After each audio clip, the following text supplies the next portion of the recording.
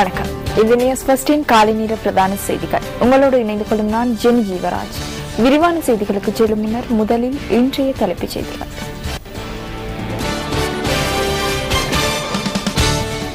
நாட்டிற்கு வருகை தந்துள்ள சிங்கப்பூர் வெளிவிவகார அமைச்சர் இன்று யாழ்ப்பாணத்திற்கு விஜயம் செய்யவுள்ளார். பிரித்தானியாவில் அனுமதி மறுக்கப்பட்ட மேலும் சில இலங்கையர்கள் இன்று நாட்டை வந்தடையவுள்ளனர். சிரியாவில் நிலவுகின்ற வன்முறைகள் தொடர்பிலான வீடியோ காட்சிகள் சமூக இணையதளங்களில் பதிவேற்றம் செய்யப்பட்டுள்ளன.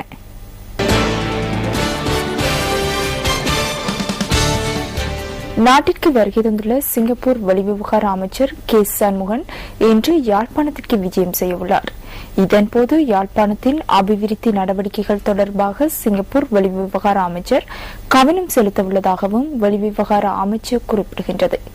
யாழ் விஜயத்தின் போது சிங்கப்பூர் வெளிவிவகார அமைச்சர் வடமாகாண ஆளுநர் மற்றும் யாழ் மேயர் ஆகியோரையும் சந்திக்கவுள்ளார். 3 நாள் உத்தியோகபூர்வ விஜயம் ஒன்றை மேற்கொண்டு நாட்டிற்கு வருகை தந்துள்ள கே சண்முகன் நேற்று திருகோணமலைக்கு விஜயம் மேற்கொண்டிருந்தார். கிழக்கு மாகாண ஆளுநர் மற்றும் திருகோணமலை மாவட்டத்தின் அரசாங்க அதிபர் ஆகியோருடன் பிரதேசத்தின் அபிவிருத்தி நடவடிக்கைகள் தொடர்பில் அவர் கலந்துரையாடியதாகவும் வெளிவிவகார அமைச்சு குறிப்பிடுகின்றது.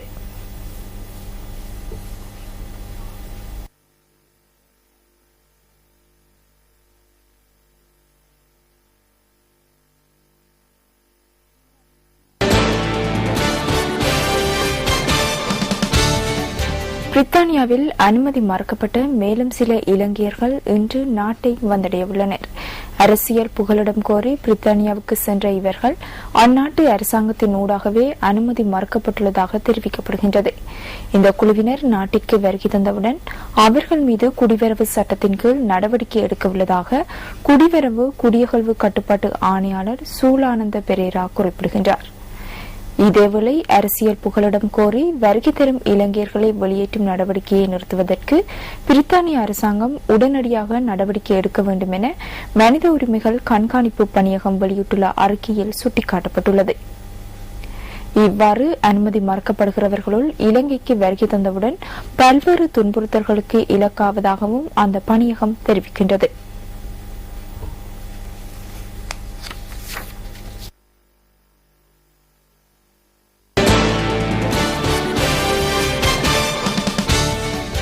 எரிபொருள் விலையை உயர்த்துவதற்கு அனுமதி அளிக்குமாறு லங்கா இந்தியன் ஆயில் நிறுவனம் அரசாங்கத்திடம் வேண்டுகோள் விடுத்துள்ளது.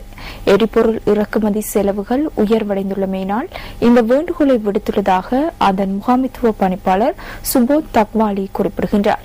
தற்போதைய நிலைமையின் கீழ் டீசல் மற்றும் பெட்ரோல் விற்பனையின் போது லீட்டர் ஒன்றிற்கு 10 ரூபாய் தொடக்கம் 13 ரூபாய் வரை நட்டத்தை எதிர்கொள்ள வேண்டிய நிலை ஏற்பட்டுள்ளதாக முகாமைத்துவ பணிப்பாளர் சுட்டிக்காட்டுகின்றார். இந்த நட்டம் தொடர்பில் அரசாங்கத்திற்கு தெளிவூட்டப்பட்டுள்ளதாகவும் அவர் கூறினார்.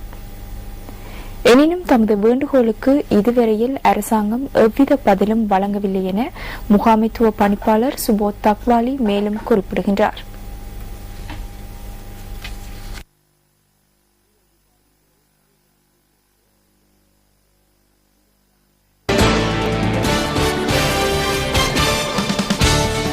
பூகோட பிரதேசத்தின் கலனி கங்கையில் தங்கம் அகழ்வதற்கான அனுமதி பத்திரம் இன்றைய தினமும் விநியோகிக்கப்பட உள்ளதாக புவிச்சரிதவியல் மற்றும் சுரங்க பணியகம் குறிப்பிடுகின்றது.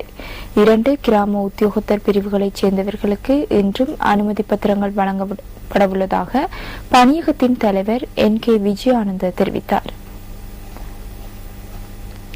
2 கிராம உத்தியோகத்தர்கள் பிரிவுக்குட்பட்ட 300 பேருக்கு நேற்று முன்தினம் அனுமதி பத்திரங்கள் விநியோகிக்கப்பட்டன. பூகோட பிரதேசத்தின் கலனி கங்கையிலிருந்து கிடைக்கப்பெற்ற தங்கம் 24 கேரட் என தற்போது இனங்காணப்பட்டுள்ளதாக புவிச்சரிதவியல் மற்றும் சுரங்க பணியகத்தின் தலைவர் NK விஜயானந்த தெரிவித்தார்.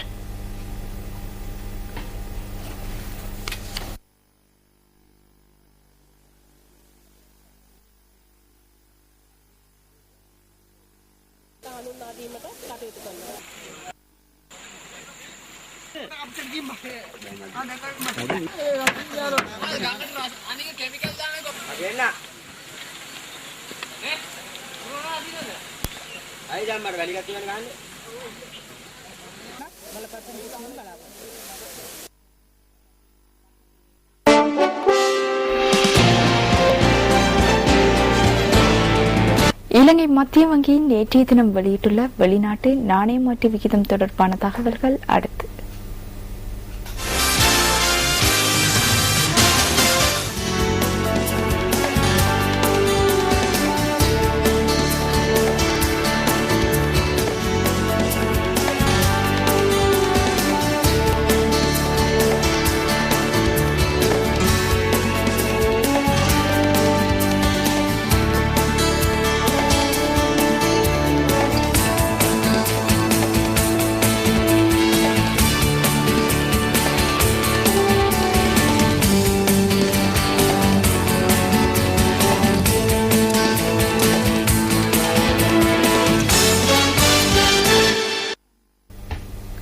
இலங்கையின் அழகிய எழில் கொஞ்சம் பகுதிகளுக்கு உங்களை அழைத்துச் செல்லும் டிஸ்கவர் ஸ்ரீலங்கா தொகுப்பு அடுத்து.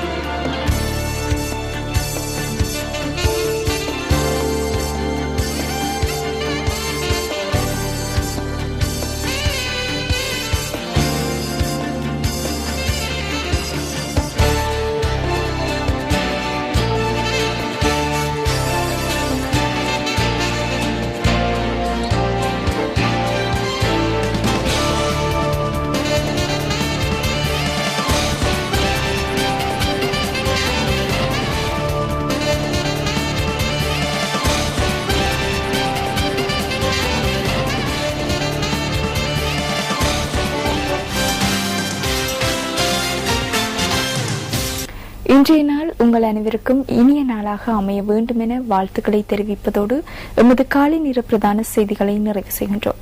எமது மணித்தியால செய்திகளை 10:25 எமது மதிய நேர பிரதான செய்திகளை பிற்பகல் 1 மணிக்கும் நீங்கள் எதிர்பார்க்கலாம். வணக்கம்.